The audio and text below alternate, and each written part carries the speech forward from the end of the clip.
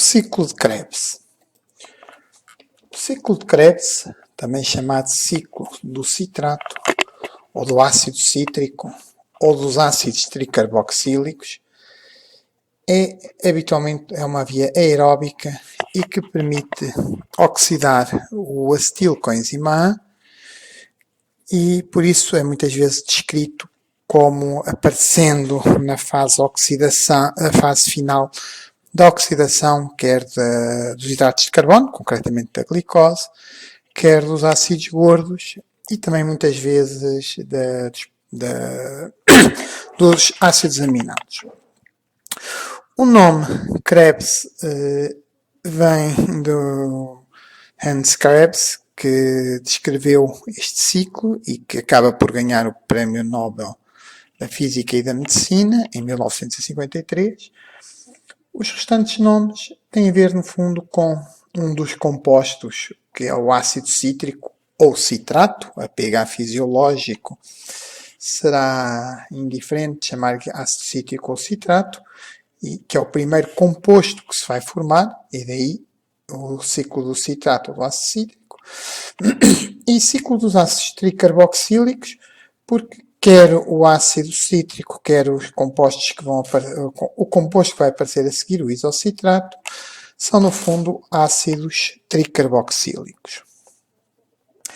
Assim, a primeira, que é considerada a primeira reação, que muitas vezes é denominada como passo limitante, corresponde na junção do acetil-CoA com o oxalacetato.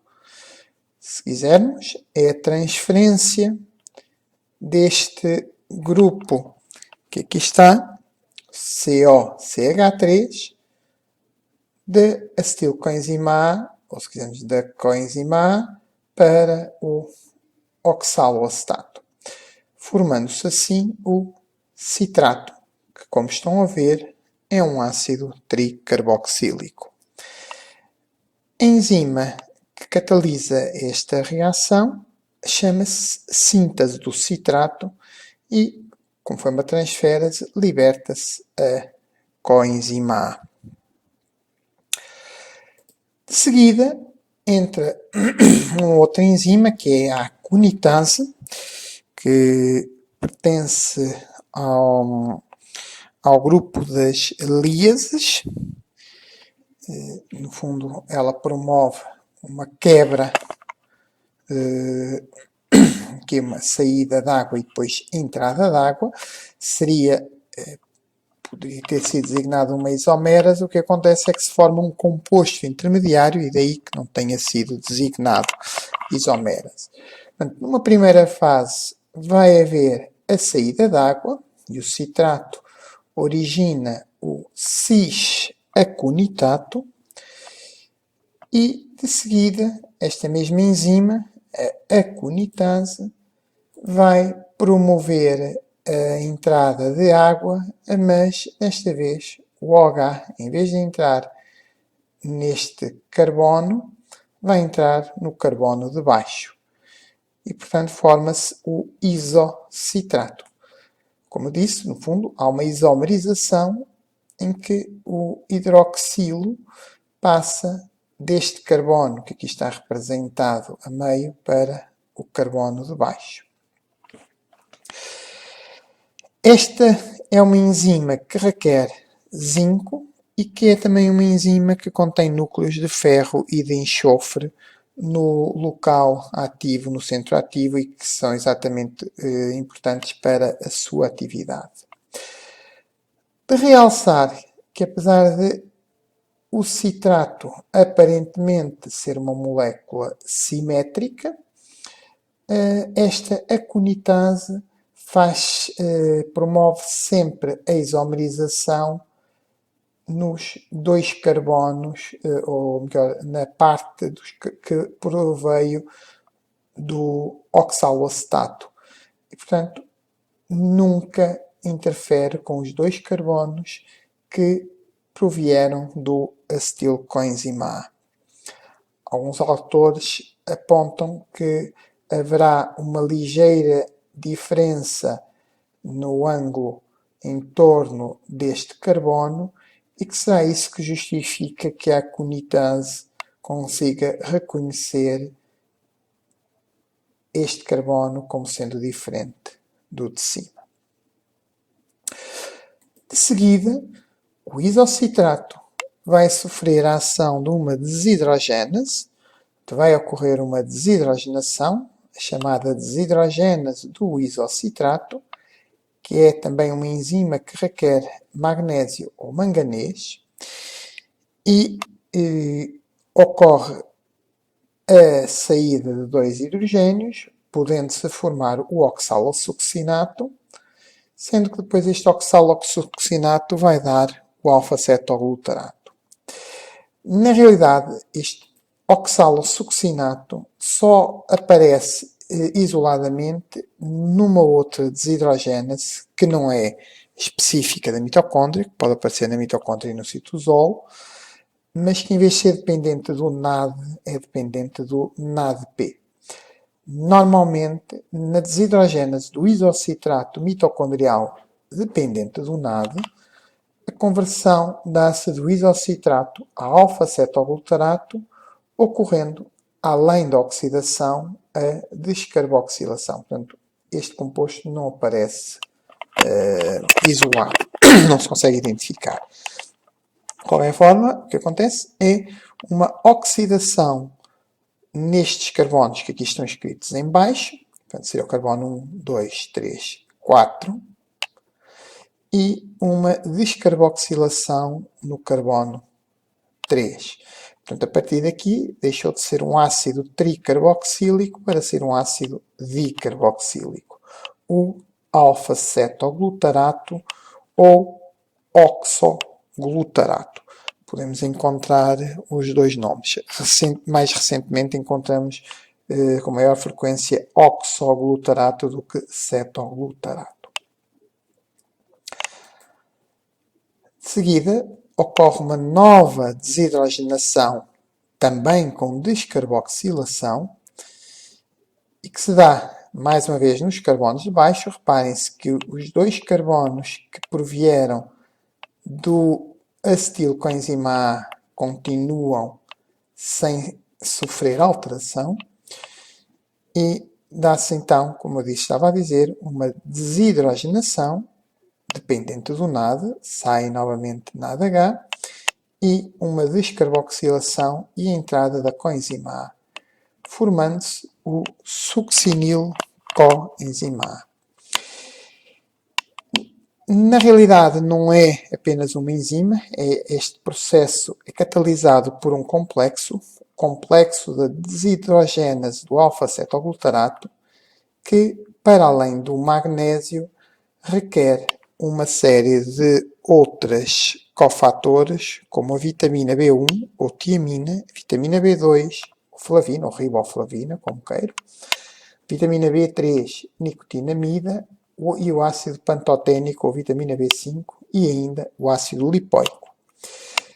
Este complexo é, do ponto de vista de funcionamento, muito semelhante àquilo que vimos já no complexo da desidrogénase do piruvato. Portanto, a forma de atuação deste complexo é semelhante, como estava a dizer. Primeiro vai haver a reação, neste caso do alfa-cetoglutarato, com o pirofosfato de tiamina, que está presente na parte desidrogénase do alfa-cetoglutarato ou alfa-oxoglutarato. Neste processo, há então a transferência deste grupo para a tiamina, ocorrendo uma descarboxilação, processo dependente do magnésio. Portanto, aqui já temos a primeira vitamina, a vitamina B1. De seguida, ainda operado pela mesma enzima, vai ser este resíduo, vai ser, que no fundo é um succinil, vai ser transferido para o ácido lipoico, libertando-se o pirofosfato de tiamina, portanto ele serviu apenas como intermediário para que ocorresse a descarboxilação, e forma-se uma succidil dihidrolipoil-lisina. Portanto, aqui, para a ação desta desidrogênase do alfa-oxoglutarato propriamente dita, foi necessário a tiamina, o magnésio e o ácido lipoico, que está ligado à própria enzima. Numa segunda etapa, intervém uma transferase que vai transferir este succinil para a coenzima A, formando-se a succinil-coenzima A. E liberta-se assim o ácido lipoico que ficou reduzido.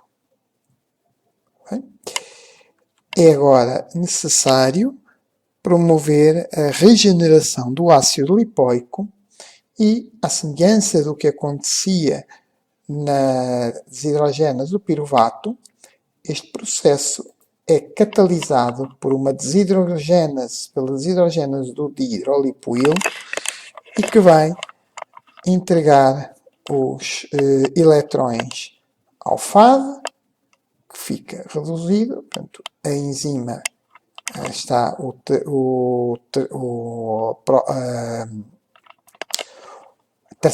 quarta vitamina, esqueci-me de dizer que na coenzima A temos o ácido pantoténico, aqui a riboflavina e, por fim, os eletrões são entregues ao NAD, formando-se NADH.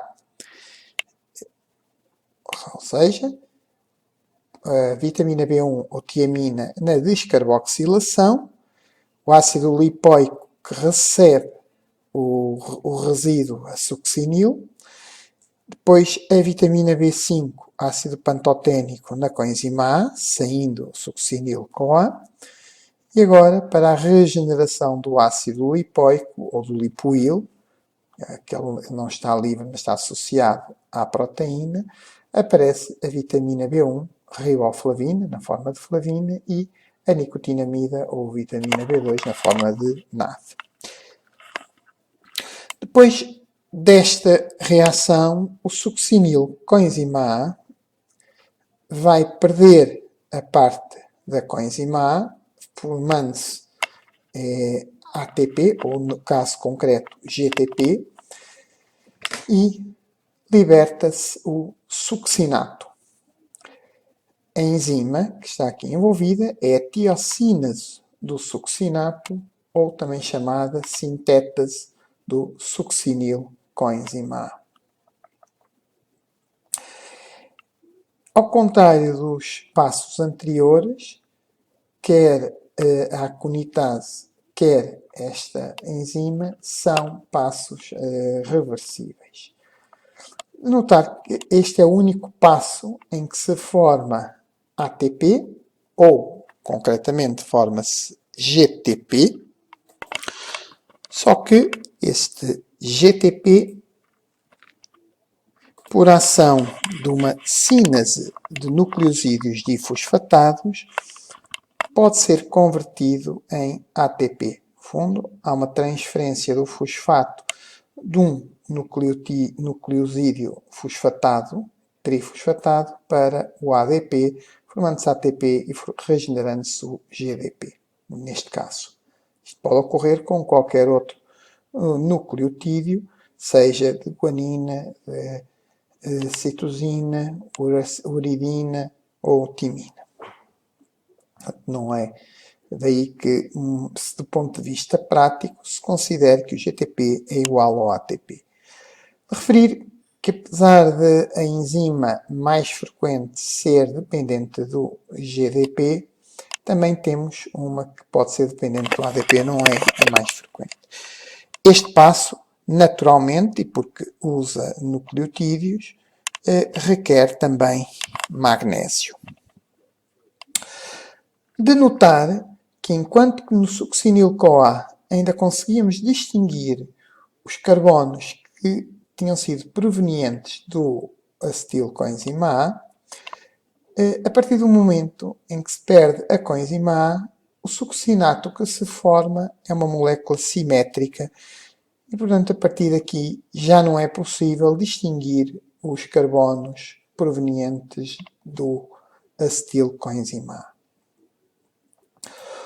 O succinato vai sofrer nova desidrogenação, que é catalisada por uma enzima que é a desidrogênase do succinato, que é também um passo irreversível e que é a única enzima do ciclo de Krebs que não está na matriz, mas sim na face interna da membrana interna da mitocôndria. Esta é uma enzima que tem núcleos de ferro e enxofre, vários núcleos de ferro e enxofre, contém flavina, FAD, e também tem um núcleo M. Há uma primeira libertação de eletrões, formando-se o fumarato, que está na forma trans, e os eletrões são entregues ao FAD, que está ligado a núcleos de 2 de ferro e 2 de enxofre. De seguida, estes eletrões, através do núcleo M, serão entregues para ubiquinona, convertendo a ubiquinona em ubiquinol, e por isso, também, muitas vezes, esta desidrogênase do succinato chama-se complexo 2 da cadeia transportadora de eletrões ou da fosforilação oxidativa. Como iremos ver, na cadeia transportadora de eletrões, a ubiquinona, a conversão do ubiquinona a ubiquinol permite transportar os eletrões do complexo 1 para o complexo 3 ou, neste caso, do complexo 2 para o complexo 3. Este fumarato passa a ter uma dupla ligação e os ácidos dicarboxílicos estão na posição trans e vai sofrer a ação de uma enzima que é reversível, que é a fumarase ou fumarase, e que catalisa a entrada de água nesta molécula, formando-se assim o malato. Por fim, o malato sofre uma nova oxidação através da desidrogênase do malato, um passo reversível, e que converte este grupo hidroxi num grupo ceto. E, portanto, passamos do malato ao oxaloacetato, ficando assim completo o ciclo de Krebs. Oxaloacetato com acetilcoenzima A, pela síntese do citrato, forma-se o citrato, que através de uma aconitase perde água, formando-se um composto intermédio de cis-aconitato, daí o nome aconitase, e depois entra a água, levando à formação do citrato. Apesar deste passo ser reversível, como os seguintes são irreversíveis, fazem com que o ciclo se desloque neste sentido, neste caso no sentido dos ponteiros do relógio. O isocitrato sofre uma oxidação descarboxilativa ou descarboxilação oxidativa, transformando-se em alfa-cetoglutarato ou alfa-oxoglutarato, que, através de nova descarboxilação oxidativa, com nova formação de NADH, origina o succinil-CoA, que perde a coenzima A e forma-se GTP ou ATP, e origina-se o succinato, que através de nova desidrogênase origina o fumarato, por entrada de água origina o malato e, finalmente, última desidrogênase origina o oxaloacetato.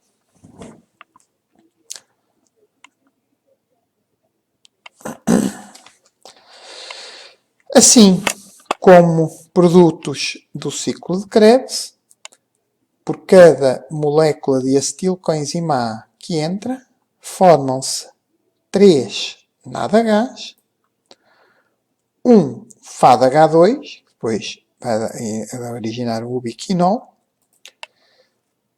um GTP ou ATP, já vimos que é equivalente, e 2 CO2. Os dois carbonos, apesar de não serem os dois carbonos provenientes do acetil-CoA, como temos aqui a ver, eles estão aqui a azul, mas quando se forma o succinato, ou concretamente o malato, que é um dos pontos de saída, ou quando se regenera o oxaloaceto, os dois carbonos que tinham entrado já saíram. Normalmente, como eu disse logo de início, o ciclo de Krebs é considerado aeróbico, não apareceu nenhum oxigênio durante esta via. No entanto, durante o ciclo de Krebs, como verificamos, vão-se formando NADH e FADH2. Para que se possa regenerar o NAD e o FAD, e uma vez que este ciclo decorre dentro da mitocôndria, é fundamental a cadeia transportadora de eletrões, ou fosforilação oxidativa, que permite regenerar o NAD ou o FAD, entregando os eletrões ao oxigênio, formando-se água. Como iremos ver, neste processo vai haver também uma concomitante produção de ATP.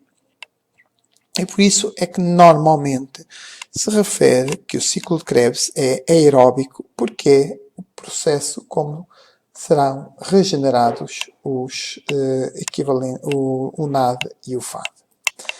Também é frequente considerarmos todos estes intermediários do ciclo de Krebs como sendo catalisadores, porque na realidade o oxaloaceto reage com acetilcoenzima A e depois vai dar citrato, isocitrato, alfa-cetoglutarato, succinil-CoA, succinato, fumarato, malato e regenera-se novo oxaloaceto. E este oxaloaceto pode reiniciar um novo ciclo. Portanto, uma vez que estes compostos vão aparecendo e vão sendo regenerados, são normalmente considerados como catalisadores, sendo apenas o acetilcoenzima A gasto durante este processo, como já vimos, com produção de 3 NADH, 1 FADH2, 1 ATP e a formação de 2 de CO2. Espero que tenham gostado desta descrição. Muito obrigado.